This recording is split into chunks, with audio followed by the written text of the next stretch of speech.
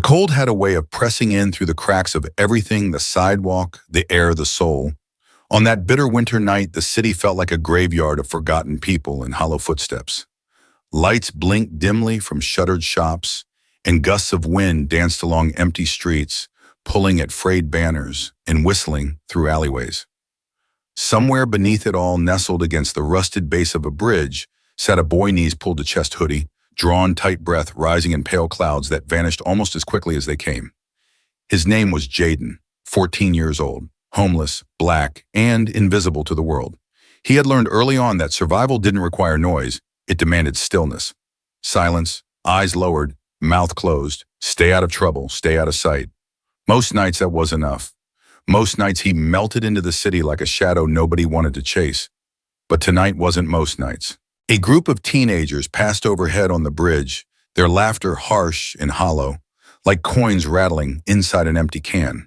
One of them leaned over the railing and spotted Jaden down below. "Yo, look at that stray dog under the bridge," the voice rang out mocking. Jaden didn't flinch, didn't look up, didn't feed it. Experience had taught him that responding only fed the fire. The group moved on eventually, their noise trailing off, but their words stuck to him like frostbite. He exhaled slowly, his small body folding deeper into itself as if he could disappear further inside his hoodie. He reached into his backpack, the fabric worn and split at the seams, and pulled out half of a stale sandwich wrapped in greasy paper. His only meal for the day. But just as he was about to take a bite, he heard it, a whimper. Barely a sound, like a breeze brushing against broken glass. He froze. Another whimper. Jaden's head tilted, listening. Curiosity warred with caution. Finally, the part of him that still remembered how to care won out. He stood and crept toward the alley nearby. Behind a dented dumpster, a scrawny dog lay curled in the shadows, its ribs sharp beneath patchy fur. It looked up at him, eyes wide and dull with hunger. Jaden hesitated. His stomach protested. That sandwich was all he had, but slowly, wordlessly, he broke off a piece and crouched low, holding it out. The dog sniffed the air, then lunged forward and took it in one trembling bite. A soft smile cracked across Jaden's face. It didn't last long, but it was something. In that moment, brief and forgotten by the city, he'd offered kindness that no one had ever shown him. He backed away and returned to his spot beneath the overpass. But the chill had crept deeper into his bones. He zipped his hoodie higher and wrapped his arms around himself. Above, the world moved on, cars honked, neon signs blinked. Somewhere in a penthouse, a fireplace crackled, and someone poured wine into a glass that cost more than Jaden had seen in months. And down here, a boy who'd been passed by and passed over gave away half his dinner to a dog because it was the right thing to do. An hour passed, maybe more. The sky had turned a deeper shade of black, the stars hidden behind a blanket of cold haze. Jaden couldn't sleep, not really. The city never let him. So he wandered. His feet moved through the empty streets, stepping over ice-slick gutters and broken bottles. His eyes scanned the sidewalks out of habit, looking for dropped coins for open dumpsters that hadn't yet been picked clean. Then near the corner of Whitmore and 8th, something made him stop. At first he thought it was a pile of trash or discarded blankets. But the shape shifted barely, like someone breathing through a nightmare. Cautiously he approached. The closer he got, the more the shape became clear. A woman, old, fragile, collapsed at the base of a lamppost, her silver hair plastered to her face, a thin line of blood crawling from her temple. Jaden's breath caught in his throat. His first instinct screamed, "Walk away. Don't get involved." The city didn't give second chances to boys like him. He could already imagine the whispers. Did he hurt her? Where's her purse? Why is he even here? Every warning his life had ever taught him rose up inside him like barbed wire around his heart. But then, she moved. Her eyes flickered open, glassy and unfocused. Her lips parted dry and cracked. "Help, please," she whispered the words barely more than a breath. Jaden froze. Everything inside him split down the middle. Fear on one side, compassion on the other. And he chose. He stepped forward. His fingers trembled as he reached out, unsure where to touch, unsure if he even should. "Ma'am," he whispered. "Hey, can you hear me?" Her eyelids fluttered once, then fell shut again. Jaden knelt beside her, his breath quickening. There was blood, yes, but no screaming, no crowd, no police sirens. Just silence. Just him and this woman crumpled like paper on the sidewalk. He looked around. No one. Not even a car passing by. The city had turned its back. The weight of the decision pressed on his chest. He could walk away.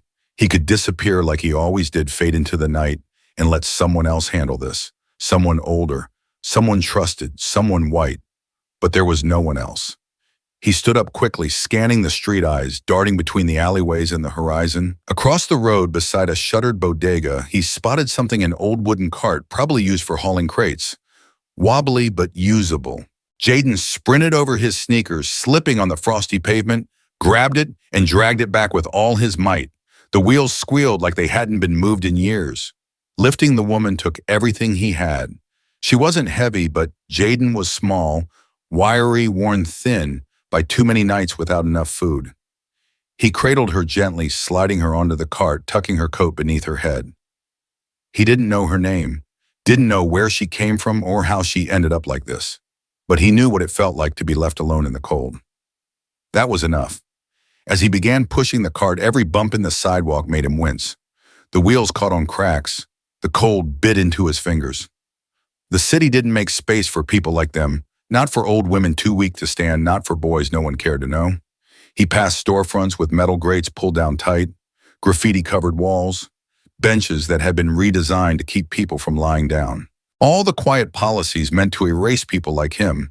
He kept his head low, trying to move quickly but not draw attention. But of course, attention found him anyway. "Yo, what's that?" a man called from a doorway. Jaden didn't stop, didn't speak.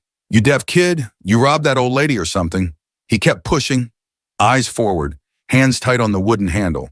A second man stepped out now, blocking the sidewalk. "Hey, I'm talking to you. I didn't take anything." Jaden mumbled, his voice low. The first man laughed bitterly. "Sure you didn't. Where you taking her? You better not be messing with her, boy." Jaden's stomach turned. He felt the heat rise in his chest. Not from anger, but fear. Real fear. The kind that makes your knees go soft. "She needs a hospital," he said, louder this time. The men looked at each other, then at the cart. One of them waved dismissively. "Not our problem." And just like that, they stepped aside, as if the moment hadn't happened. As if they hadn't just accused a child of assault for helping someone. Jaden kept moving. It felt like miles to the hospital, every block heavier than the last. He passed places he used to sleep, corners he used to hide in, and alleys that had become his map of survival. The city stretched out before him like an obstacle course. But the hospital, he knew where it was. He remembered it from the one time a woman he'd met on the street had gone into labor. He hadn't gone inside back then. He didn't dare. But now he had to. The moment the glowing red letters of the emergency room sign came into view, Jaden nearly collapsed with relief. But it wasn't over yet. A security guard stood at the entrance, arms crossed, gaze hard, the kind that scanned for trouble before truth. "Hey, what's going on here?" the guard barked, moving toward him. She needs help," Jaden stammered. "I found her. She fell. I didn't do anything, I swear." The guard looked at the woman, then at Jaden, then back again. His eyes narrowed. "Is she your grandma?" Jaden shook his head. "I don't know her. She was just on the ground. She asked for help." For a moment, nothing happened. The silence roared. Then a nurse appeared behind the guard, took one glance and shouted, "Get a gurney now!" The doors flew open. People rushed in. Hands reached for the woman, voices layered over each other. And just like that, Jaden was left standing alone. No one asked him his name. No one asked if he was okay. He stood in the harsh, fluorescent light of the hospital corridor, the warmest place he'd been in weeks. And yet he felt cold to his core. Then, just as he turned to leave, a soft voice behind him asked, "Wait, where's the boy?" He froze. The voice hadn't come from the nurse or the guard or any of the bustling hospital staff. It came from the woman. Faint, ragged, barely above a whisper, but unmistakable. "Where's the boy?" she asked again, her eyes barely open as a nurse adjusted her oxygen mask. She was strapped to a gurney, now moving through the emergency doors, pale against the sterile white sheets. Her hand twitched in the air like reaching for something only she could see. Jaden hesitated. He was halfway to the exit, one foot already braced against the night beyond the sliding doors. He didn't want to be there when the cops showed up. He'd done enough. He didn't need another misunderstanding, another accusation, another reason to be stared at like a walking threat. But something made him turn around. A nurse, an older woman with kind eyes and a badge that read, Valerie, followed his gaze, then met it fully. Are you the one who brought her in? She asked. He nodded, almost afraid to say yes. She's asking for you, Valerie said, as if it were the simplest, most natural thing in the world. Come on. So he followed. They wheeled the woman into a private room, the kind with monitors and IV poles, and a soft beeping that filled the silence like a heartbeat. The fluorescent light buzzed overhead, and the air smelled like antiseptic and metal. Jaden lingered in the doorway, hands shoved deep into his pockets, unsure what he was supposed to do next. The woman, still weak, still clearly in pain, slowly turned her head. Her eyes, a stormy gray, locked onto his. There was confusion in them. Yes, but also recognition.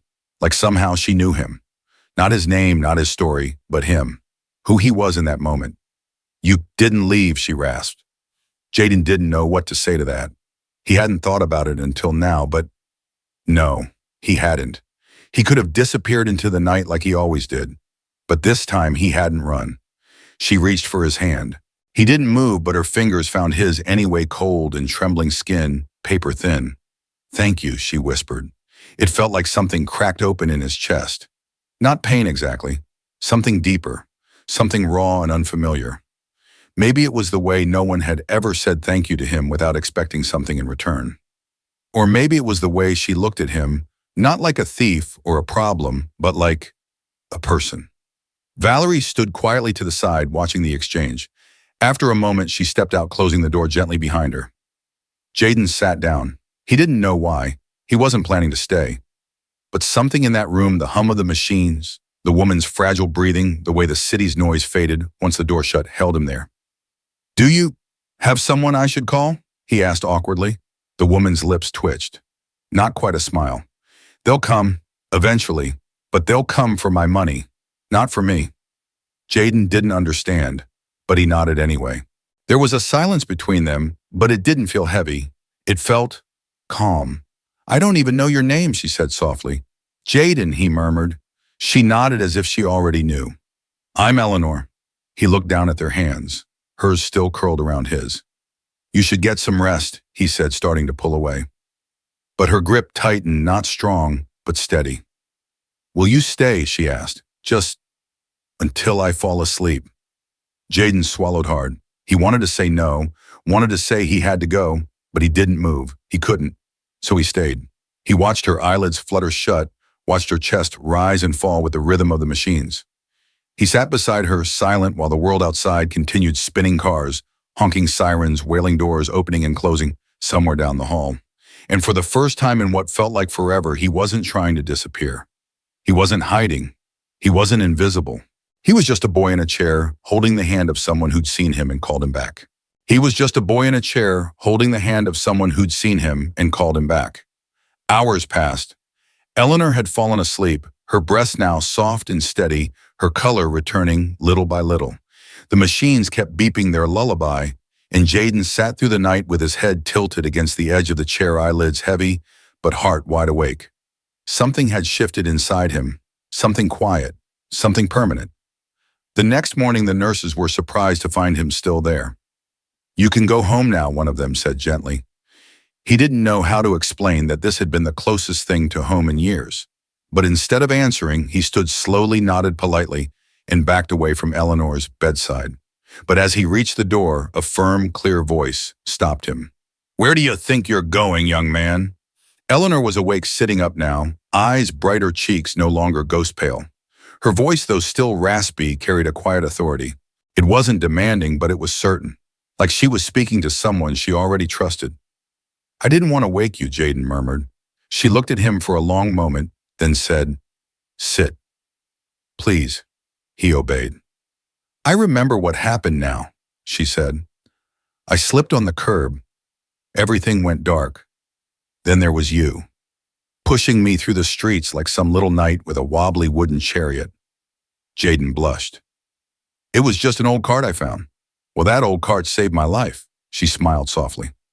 You saved my life. He shifted in his seat, uncomfortable with the praise. I just did what anyone would have. No, she cut in gently. You did what most wouldn't. There was silence between them again, but this time it pulsed with a new kind of energy, one filled with unspoken questions and possibilities. "Where do you go when you leave here?" Eleanor asked suddenly. Jaden's throat tightened. "Nowhere, really." "Do you have family?" He hesitated, then shook his head. "Not anymore." She didn't react with pity, no gasp, no soft, horrified hands covering her mouth. Just a slow, quiet nod. "I see. I'm fine, though," he added quickly. "I don't need anything." Eleanor tilted her head, studying him. "Everyone needs something, Jaden. Even if it's just someone asking if they do." That landed like a stone dropped gently into water, rippling in places he hadn't known were still tender. After a moment, she said, "Do you like soup?" Jaden blinked. "What, I've been craving chicken and vegetable soup ever since I woke up," she smiled. "But hospital food is a crime against humanity. Would you do me the honor of having lunch with me once I get out of this place?" He smiled for real then, a real, unguarded smile that lit up his face and softened the tired lines around his eyes. "I'd like that," he said. 2 days later, Eleanor was discharged. She stepped out of the hospital doors, wrapped in a long navy coat, hair brushed neatly, her steps slow but steady. Jaden was waiting near the curb, holding 2 cups of hot soup in paper containers from a nearby deli.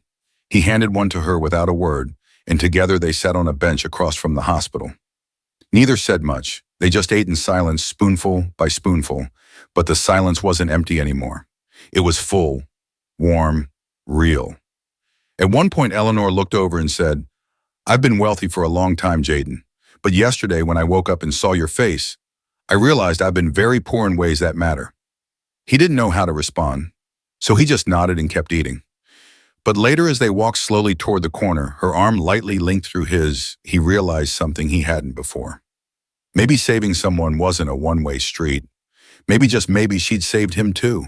In the weeks that followed, something strange and unfamiliar began to grow between them, something that didn't come with a name or a label. It wasn't charity, it wasn't obligation, it was something more human than that. Eleanor began inviting Jaden over once a week for lunch, then twice, then nearly every day. At first, he was hesitant. Her house was too big, too quiet, too filled with things that didn't feel like his world. The bookshelves were lined with hardcovers that smelled like old paper and ink. The walls were decorated with paintings that looked expensive enough to feed 10 kids for a year. There was even a grand piano in the sitting room, though it hadn't been played in years. But Eleanor never made him feel like he didn't belong. She spoke to him like an equal, asked about his thoughts, his past, even the books he used to love before life had made reading feel like a luxury. She didn't press too hard when he didn't want to talk. She simply kept making soup and leaving space for him to exist unjudged, unmeasured. One afternoon, as they sat at her kitchen table, sunlight pouring in through the tall windows, 2 steaming bowls between them, Jaden finally asked what had been on his mind. "Why me?" he said quietly. "You didn't know me. I could have, I don't know, been lying. Or dangerous." Eleanor stirred her spoon slowly, then looked at him, eyes calm but piercing. "I've spent my whole life around people with polished shoes and polished lies," she said. "But I've never seen anyone run toward a stranger with nothing to gain." He said nothing, but inside her words planted roots. That same week, she offered him something that made his stomach twist. "A room," she said almost casually. "It's just upstairs, hasn't been used in years. You'd have your own bed, your own space. You wouldn't have to leave at sundown." He stared at her like she'd suggested the moon could be plucked from the sky. I'm not a charity case," he mumbled. "I know," she replied, "and I'm not offering charity. I'm offering a choice." He didn't answer right away. That night, he returned to the shelter he sometimes used when the cold was bad enough to kill. But lying on the cot, listening to the heavy breathing of a dozen other boys and the distant sound of sirens through cracked windows, he couldn't stop thinking about that empty room, that offer, that choice. He went back the next morning. He didn't bring much. Just his torn backpack and a handful of folded drawings he'd done on scrap paper, his only possessions that felt like pieces of himself. Eleanor had made oatmeal. And coffee, though she warned it was terrible. He stayed. Not because he wanted to be rescued, but because for the first time in his life, someone had made room for him. Not just in a house, but in their heart. Days blurred into weeks. He began to help with groceries, fix the squeaky stair, learn how to make real soup instead of heating cans. He started drawing again, filling notebook after notebook with scenes from the city, from memory and from imagination. Eleanor hung some on the hallway wall. She called it the Gallery of Brave Moments. And slowly the idea of belonging, once a foreign concept, became something he didn't flinch away from. Still, part of him waited for the other shoe to drop, for someone from her world to show up and sneer, or for her to wake up one morning and realize she'd made a mistake. But instead, one evening, she knocked on his door before dinner. "I want you to come with me somewhere tomorrow," she said. "There's someone I want you to meet." "Who?" he asked. She smiled. "Someone who thinks you might have a future bigger than either of us imagine." The next morning, Jaden dressed in the cleanest clothes. He had khakis Eleanor had picked out, and a button-up shirt that still felt a little too stiff against his skin. He kept fidgeting with the cuffs as they drove, sitting in the passenger seat of her silver sedan, watching the world blur past the window. They didn't talk much. Eleanor hummed softly to the classical music playing on the radio. Jaden stared straight ahead, heart hammering against his ribs like it was trying to escape. He didn't know where they were going or who this person was, but something in her tone last night made him believe it mattered. They pulled up to a quiet brick building in a historic part of town, nothing flashy but clean with tall windows and ivy crawling up the sides. A polished sign by the entrance read, "Whitmore Institute of Arts." Jaden looked at Eleanor, eyebrows raised. "An art school." She smiled. "Just come in." Inside, the place smelled of turpentine and fresh canvas. The lobby was filled with light and warm students walking through the hallways with portfolios under their arms, soft jazz playing from a classroom down the corridor. A woman in her 60s approached them. Her posture was upright, her expression sharp, but when she looked at Jaden, her eyes softened. "You must be Jaden," she said, extending a hand. "I'm Margaret." He shook it nervously, his palm slightly damp. "Eleanor told me about your story," Margaret continued, then glanced at him with a twinkle. "But she left out the most important part, your drawings." Jaden stiffened. "You've seen them." "She showed me a few," Margaret nodded, "and I'd like to see more. We have a scholarship program for young artists from non-traditional backgrounds. It's not based on grades or portfolios, just potential, heart, voice, and you, young man, have all three." Jaden looked at Eleanor, stunned. She gave him the smallest nod, not pushing, just letting it be. Margaret led them to a room filled with student art sculptures, sketches, abstract paintings, and color palettes he'd never dared to imagine. It wasn't like any school he'd ever seen. It felt alive. "Take some time," Margaret said, "and think about it. No pressure. But I'd love to offer you a trial program, supplies, a mentor, weekend sessions. If it's a fit, we talk long-term." He couldn't speak. "Not yet." His fingers brushed the edge of a charcoal piece near the door, full of shadow and movement, like the kind of dreams he used to chase in his sketchbooks before hunger or fear made him forget how to draw at all. That night, Jaden sat at Eleanor's kitchen table, a blank page in front of him, pencil in hand. He didn't draw anything at first. He just stared, listening to the ticking clock, the faint rustle of Eleanor reading the newspaper in the living room. Then slowly he began to sketch. Not the city this time, not the alleys or the bridges or the corners where he used to hide. He drew the hospital hallway where she'd said his name. He drew the old wooden cart rattling through the dark. He drew Eleanor's hands holding a bowl of soup and offering it to someone who never thought he deserved it. And then he drew himself. Not as a shadow, but as a boy standing still, eyes open, finally seen. As he finished, Eleanor appeared beside him and placed a soft hand on his shoulder. "You ready?" she asked. He looked down at the drawing, then up at her. For the first time, he said, "I think I am." And he meant it. The weeks that followed unfolded like pages in a story Jaden never imagined he'd be part of. He started attending the weekend art sessions at the Whitmore Institute, nervous at first, barely speaking to anyone, always sitting near the back with his hoodie half up. But the instructors never pressured him. They let him work in silence, watched his pencil dance across the page, with the quiet awe of people who recognized raw talent when they saw it. He began with what he knew: shadows, alleyways, the blur of headlights through a rainy window. But slowly new images emerged. Light filtering through Eleanor's curtains, the curve of her smile, the cracked porcelain bowl she always insisted on using, even though she had newer ones in the cabinet. People noticed. One afternoon, Margaret pulled him aside and said gently, "There's a show coming up next month. Student works. No pressure, but I think one of your pieces should be in it." Jaden stared at her. "Mine." She nodded. Yours. He walked home that evening, in a daze, the wind cool against his cheeks, fall leaves swirling at his feet. He could barely remember a time when anyone had believed in him, let alone handed him an opportunity without conditions attached. That night, he stayed up sketching by the window. He didn't try to draw something impressive. He drew something honest, a boy pushing an old cart down a deserted street, a slumped figure in the back, in a city sleeping all around them, unaware of the miracle moving through its veins. The night of the exhibit, Eleanor insisted on ironing his shirt herself. She even pulled out an old blazer that had belonged to her late husband and had it tailored slightly at the shoulders. You look sharp, she said as he stood in front of the mirror fidgeting. You look proud, he said, looking at her reflection behind him. She smiled, resting a hand on his arm. That's because I am. The exhibit hall buzzed with energy. Students stood by their work, parents snapping photos, faculty mingling with donors and alumni. Jaden stayed quiet at first, tucked near the corner where his piece had been hung, a charcoal drawing titled The Boy Who Didn't Run. People stopped. They stared. Some whispered. One woman wiped away tears.